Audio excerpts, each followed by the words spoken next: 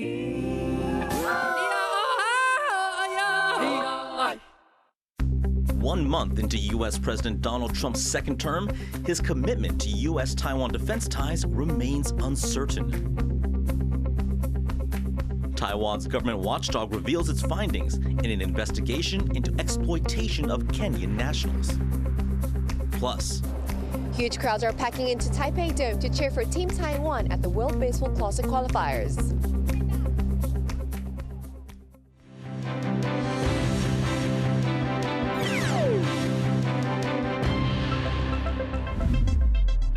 Hello and welcome to TaiwanPlus News. I'm Eric Gao.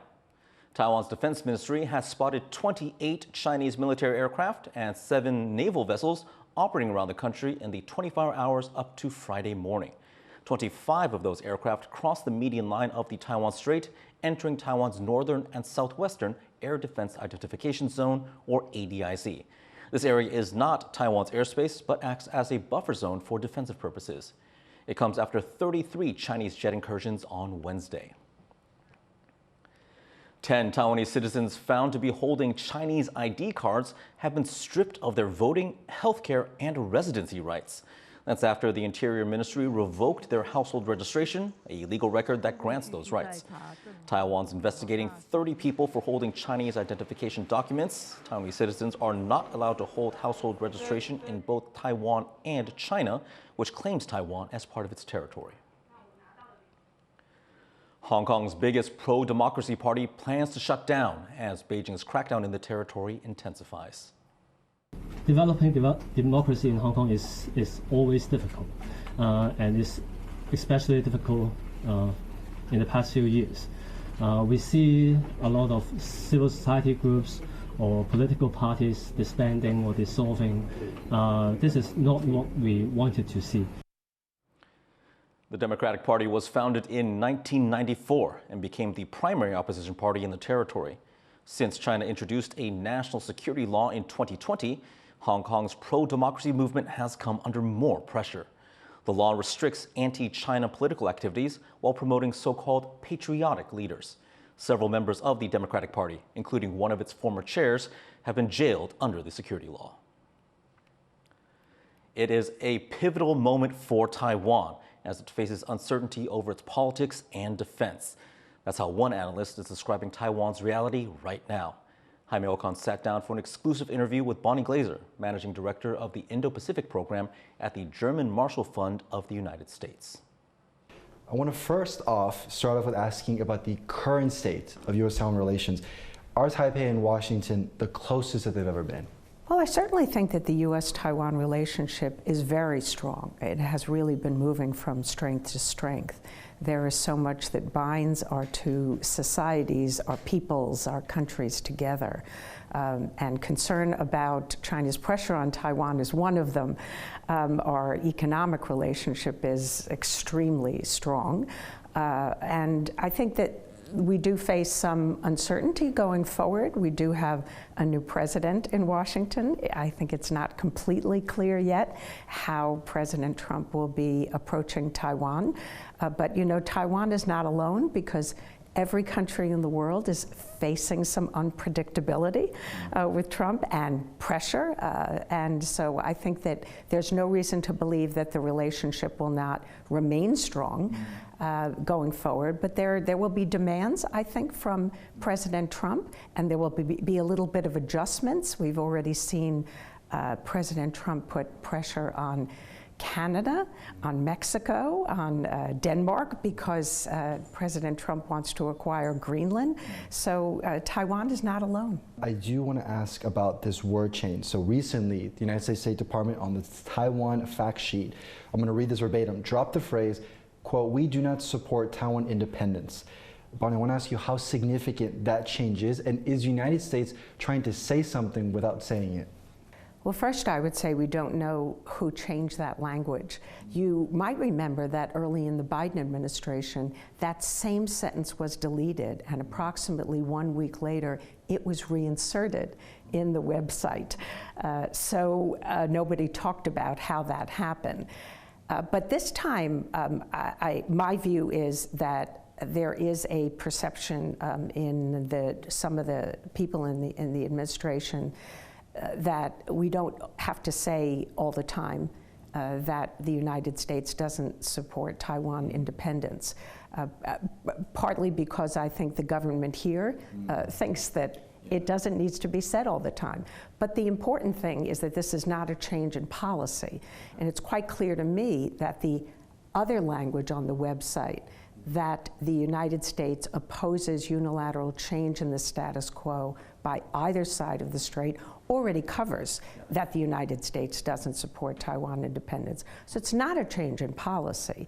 I do have a bit of a concern that because we are in a transition in our administration, and there's anxiety, frankly, in Beijing, that they might overreact to this change in language. So it might be seen as very welcome here, but I hope that we don't see a very strong reaction from China. Whether it's the public displays of aggression in the legislative sessions, or agreements or disagreements on defense spending, whether it's the submarine or conscription, when it comes to, like you mentioned about the first step of having both sides agree and then engage with the United States, how big is that obstacle of both the KMT and the DPP not agreeing in order to see the common good, which is the defense of the country? I'll tell you an anecdote. When I met with the delegation from Taiwan that attended the Trump inauguration, and the day after the inauguration, they all met with members of Congress. I believe they met with 24 members of Congress. It was like speed dating. They each had like 15 minutes. And I heard from the delegation members that every member they met with was concerned about defense spending and the budget here. But of course it goes way beyond defense spending, because the freezes, the cuts are affecting many different aspects of your government and society. And I think the United States is quite concerned about that. We certainly have polarization in my country, in our political system, but I have to tell you, there are issues in which there is some bipartisan consensus and agreement. And I think that Taiwan really needs to figure out how it can, the steps it can take to best defend the country, to ensure that the foreign ministry is doing its job, the defense ministry, the Ministry of Interior that's doing part of this whole of society defense resilience. It seems to me that right now this is a pivotal moment. And if the budget is not approved and the society is not able to move forward in a positive direction, then I worry that this is something that will create more weaknesses and vulnerabilities in Taiwan that Beijing can take advantage of. That was Bonnie Glaser from the German Marshall Fund of the United States. You can find the full interview on our show Zoom In, Zoom Out on TaiwanPlus.com. U.S. support for Taiwan remains very strong. That's the message coming from Taipei's security chief at a defense forum in Taipei. It comes as Taiwan faces uncertainty over support for the country under U.S. President Donald Trump. To get more clarity on Trump's Taiwan strategy, Leslie Liao traveled to Washington, D.C. and has this report. Chinese warships roar through waters around Taiwan, China's largest naval exercises in nearly 3 decades, in December deploying 90 vessels to the sensitive region. The goal? To exert pressure on Taiwan and reiterate China's sovereignty claims over the country, claims the government in Taipei rejects. 我要强调的是，台湾是中国领土不可分割的一部分。 China has threatened to seize Taiwan by force and has been stepping up its military threats around the country to show the world it's serious about taking control. But the United States stands between China and its ambitions. Washington is committed to providing defense equipment to Taipei under the Taiwan Relations Act, selling everything from tanks to missile defense systems, while also deliberately not saying whether they would directly defend Taiwan if China attacked. All this to deter Beijing. But what happens if deterrence isn't enough? Taipei can only do so much to prevent a Chinese invasion. And with China building up its arsenal and carrying out more frequent military drills around Taiwan, Washington is watching closely. And with U.S. President Donald Trump back in office, the question of Washington's commitment to Taiwan is front of mind in Taipei, after Trump previously said Taiwan is too far away to defend, and more recently suggesting the country needs to pay for protection. You know, Taiwan, they stole our chip business, okay? They want us to protect, and they want protection. They don't pay us money for the protection, you know? The mob makes you pay money, right? Trump's comments came despite arms sales to Taiwan hitting record levels during his first presidency and going strong under former U.S. President Joe Biden. Some analysts in the U.S. say Trump is threatening Taiwan to make sure it's taking its own defense seriously. Taiwan is at around 2.5% of GDP in terms of defense spending. The defense budget has nearly doubled over the last 8 years or so. But I think there is a broad consensus in Washington, and especially among those who are in the Trump administration, that 2.5% of GDP is not going to cut it. Taiwan seems willing to play ball, with President Lai Ching-te in February announcing a special budget to increase defense spending. 目前我们国防预算呢，约占我们 GDP 的2.5%，那我们先以3%为目标，同时也以特别预算来编列，来达成。 And reports say Taiwan is also now looking to procure a multi-billion US dollar arms package from the US. But Washington also supports Taiwan's defense in more practical ways. Increased U.S. training of Taiwan, as well as Taiwanese units training in the continental United States with National Guard units. Those are things that are relatively new developments. Those are tangible things that the United States is doing to help Taiwan. But despite these developments, some people in Washington believe that Taiwan is not Trump's main concern. Very clearly, the priority is going to be on China as a rival, and that it is not just military, it's economic as well as it's societal. The U.S. is locked in a race with China for dominance in Asia. The U.S. has a strong foothold in the region, where close allies like Japan, the Philippines, and South Korea host dozens of U.S. military bases. Taiwan sits really at the center of what's called the first island chain. This is essential. America essentially has China surrounded by allies and partners, in many cases U.S. military bases. China is very limited right now. Trump's also appointed China hawks, like Secretary of State Marco Rubio, to his new cabinet, a signal his administration will be tough on China. Movements already taking place, with the State Department updating its website on U.S.-Taiwan relations, removing a line that says the U.S. does not support Taiwan independence, and adding one to say differences between Taiwan and China must be resolved without coercion. Washington appears to be clarifying its stance on how it would respond to a Taiwan emergency, with some analysts in the U.S. saying Washington would not stand idly by. There are upwards of 50 to 80,000 American citizens in Taiwan. If the PLA is told to start launching attacks against Taiwan, American citizens will start dying in large numbers.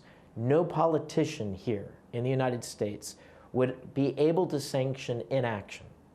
Only a month into Trump's presidency, and a lot remains uncertain.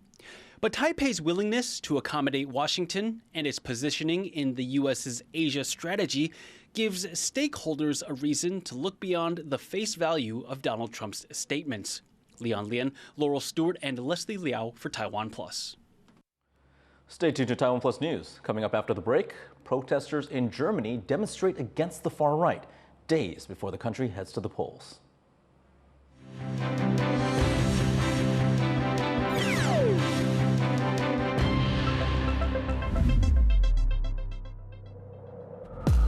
At Connected, we believe in the power of dialogue. Taipei 101 station. It's not just about the headlines, it's about finding common ground. Join the conversation. Connected with Divya Gopalan on TaiwanPlus. I'm Ed Moon in Taiwan's Jinmen Islands, and you're watching TaiwanPlus News, the voice of freedom in Asia.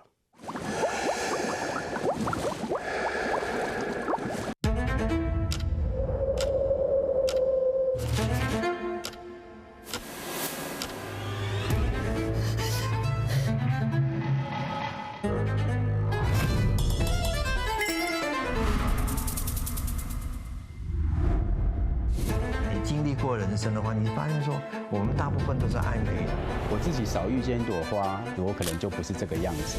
开始思考什么叫做一个本土性，大声的唱出来说我是台湾人。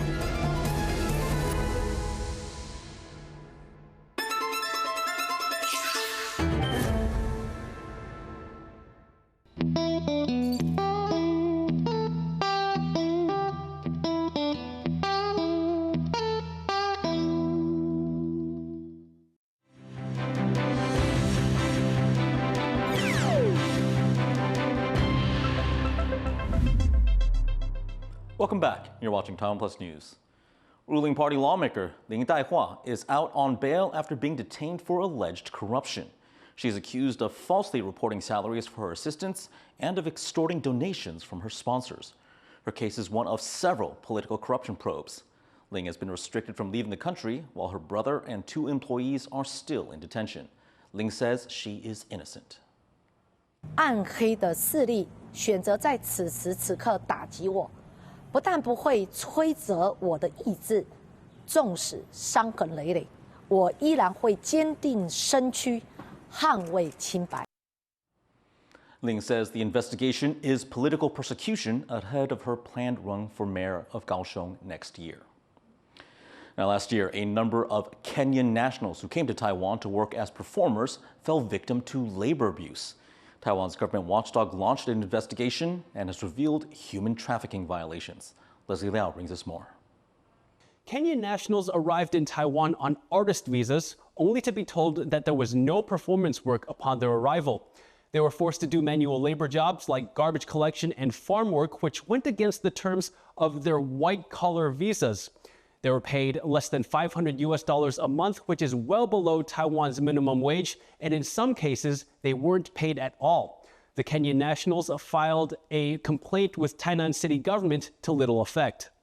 Taiwan's government watchdog, the Control Yuan, has finished an investigation of its own and found there were human trafficking violations. 白领移工本来是要表演，结果他们做的就是你看农业啦。 还喷洒农药，没有给安全的器具，甚至其中有一个人说他眼睛有暂时的失明。 The main concern is that Taiwan's migrant labor laws, specifically the ones regulating white-collar work, like chefs, performers, and teachers, have loopholes and are being exploited for cheap labor. 那本案当然就是很清楚看得出来，就是用这个白领移工的身份引进，结果最后却因为这个雇主去钻包括这个 B 公司也就钻这个相关劳基法的漏洞因为现在的对白领技术移工的这个规管的密度比较低。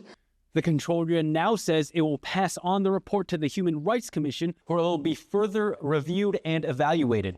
Hang Shu and Leslie Liao in Taipei for TaiwanPlus. Australia says China carried out a potential live fire exercise in the Tasman Sea near its east coast. Well, China issued, in accordance with practice, an alert that it would be conducting these activities, including the potential use of live fire. It's outside of Australia's exclusive economic zone. Australia and New Zealand ships and P-8 aircraft have been monitoring the Chinese fleet while they have been travelling down the coast of Australia off the coast.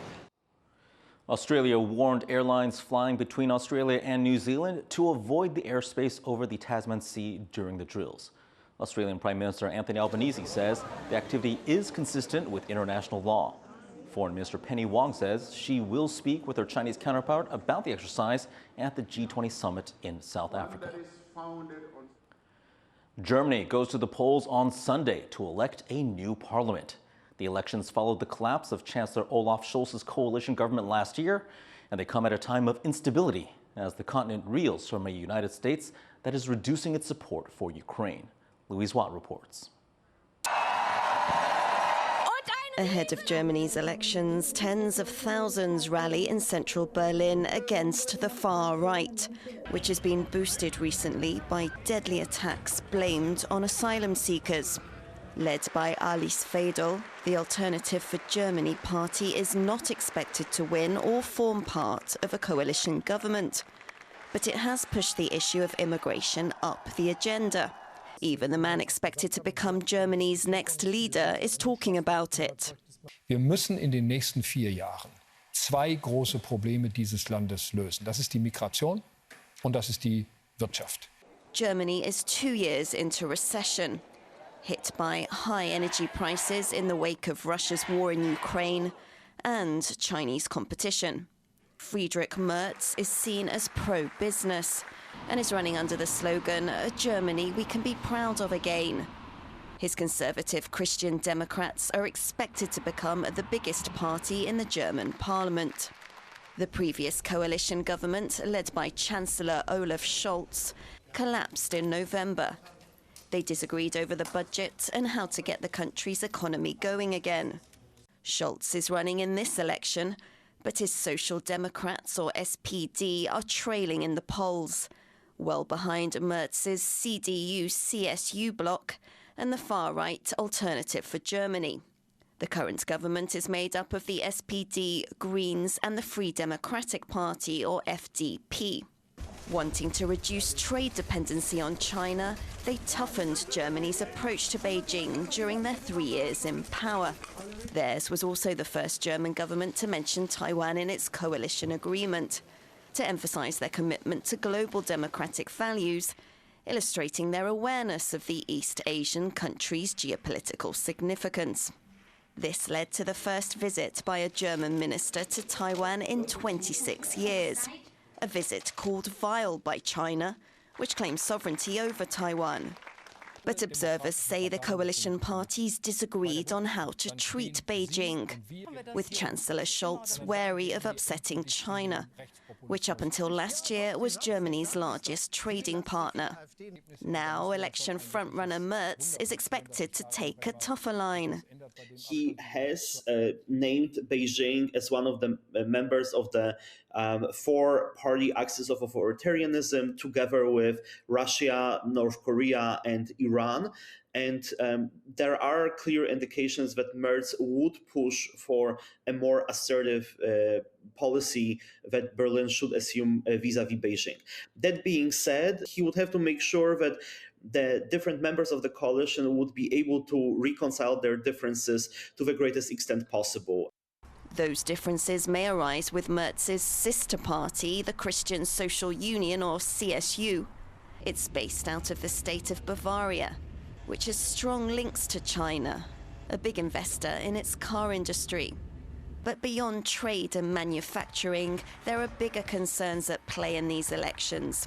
The vote comes as Europe reels from reduced US support for the continent's security and a clear shift in policies by its historical ally. Whichever parties form Germany's next government, they face the challenge of not just turning around Europe's biggest economy and addressing voters' fears on immigration, but also charting a path forward for Europe at a time of greater global uncertainty. Klein Wong and Louise Watt for TaiwanPlus. The World Baseball Classics qualifiers have kicked off here in Taipei, and Team Taiwan is about to face off against Spain. Our reporter Sandy Chi is at the stadium to see what fans can expect from the match. Team Taiwan, Taiwan #1. 中华队加油！中华队加油！ It has just been a few months since Taiwan claimed championship at the WBSC Premier 12 Baseball Tournament in Japan. And now the team is set to take the field against Spain in the home team's first match of the World Baseball Classic qualifiers here in Taipei. At stake, a spot in the WBC tournament next year. Taiwan's baseball fans have high hopes for the team, which will be playing under the name Chinese Taipei. 中华队加油！就是希望这次可以顺利晋级。当然是希望可以获胜，然后可以资格赛都顺顺利利，然后明年可以挺进正赛里面。为大家可以再为台湾争光。我们要取得晋级那个正赛的资格，相信你们，听台湾加油。For the first match, Team Taiwan made a last-minute decision to send Chen E-jun, known for his submarine pitches, to the mound as the starting pitcher. Chen is currently a player for the TSG Hawks in the Chinese Professional Baseball League. He was originally a backup, but ultimately secured a spot on the final 28-man roster for the Games after his outstanding performances in a warm-up match against South Korea. 原本不知道自己会入选，就是一样先跟着球队，然后教练也在比赛中观察我的状况，很荣幸啊，可以跟大家一起为国家贡献，这样就是希望自己能表现好。 However, many fans are worried about the team's prospects, as Spain has already dominated in 3 warm-up matches since they arrived in Taiwan. But the Team Taiwan manager says the team will give it their all at the match. 不管是西班牙、尼加拉瓜，甚至南非，其实大家都有一定的实力。那我们就是只能去专注的每一场、每一个 play， 可以拿下最后的胜利，然后晋级到正赛。 This match against Spain could be a big challenge, but Team Taiwan is determined to win.